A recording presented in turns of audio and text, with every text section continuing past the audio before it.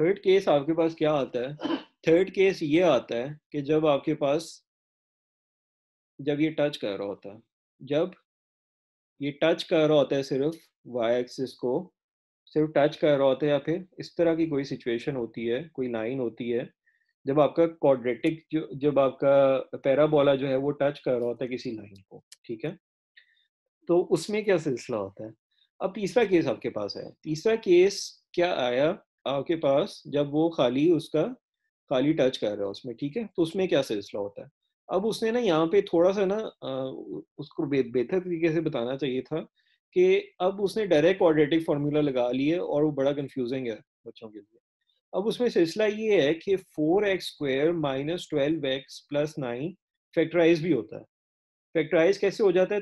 9 4 ज़ा 36, तो -6 × -6 भी हो सकता है। तो ये 4x² minus 6x minus 6x plus 9, तो ये क्या बन जाएगा?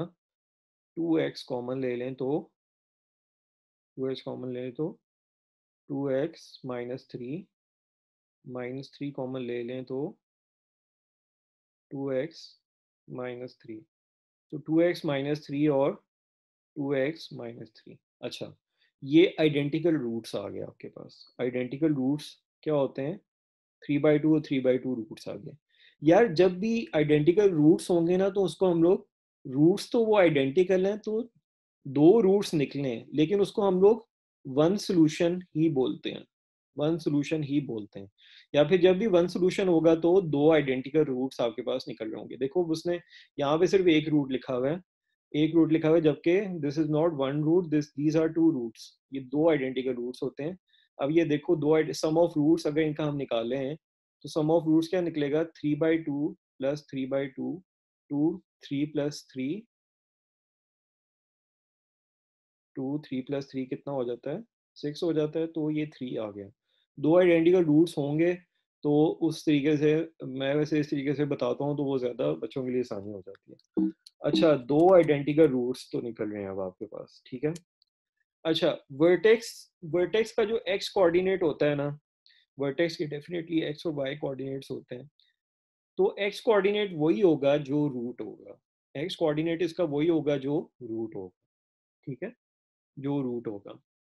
अब बात यह है कि जब भी एक वर्ड यूज होगा, मिनिमा और मैक्सिमा, ये मिनिमा और मैक्सिमा है क्या?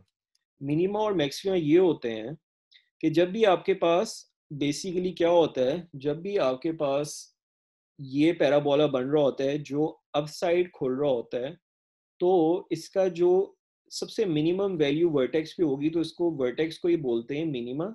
मिनिमा और मैक्सिमा कुछ भी नहीं है, सिर्फ वर्टेक्स है। वर्टेक्स जो होता है वही मिनिमा होता है, वर्टेक्स जो होता है वही मैक्सिमा होता है, लेकिन मिनिमा तब होता है, अब आप ये देखो सारी वैल्यूज हैं पैराबोला की, लेकिन सबसे ज्यादा लोएस्ट इसकी वैल्यू वर्टेक्स पे आ रही है, तो इसलिए इसको बोलते हैं मिनिमा। अब ये सारी वैल्यूज, अब सारी लोएस्ट वैल्यू सबसे मैक्सिमम वैल्यू होती है वर्टेक्स पे, तो इसको बोलते हैं मैक्सिमा। तो मैक्सिमा और मिनिमा की जब भी लैंग्वेज यूज हो रही हो, तो उससे घबराना नहीं है, वो सिर्फ वर्टेक्स ही है, और वर्टेक्स के कोऑर्डिनेट्स ही आपको निकालने के लिए कह रहे हैं, और वही मिनिमा और वही मैक्सिमा ही है। लेकिन मिनिमा कब बोलते हैं? जब ऊपर ये ओपन हो रहा होता है, तो सबसे मिनिमम वैल्यू होती है वो मिनिमा होती है, और ये मैक्सिमा होती है, ठीक है। मिनिमा और मैक्सिमा का ये बेसिकली सिलसिला। अम्म, हाँ, अब थोड़े से ये क्वेश्चंस वगैरह देख लेते हैं। In the x y plane the parabola intersects this at point this. Intersect कर रहा है, पॉइंट ऑफ इंटरसेक्शन। अब ये वही है जिस तरह यार पॉइंट ऑफ इंटरसेक्शन हम लोग दो लाइंस का निकालते थे ना, तो हम लोग क्या करते थे? Method of equating. Method of equating सबसे पहले वो कह रहा है, अब क्वेश्चन पहले समझाता हूँ फिर इसको करते हैं। In the x y plane the parabola this intersects the line this at point this.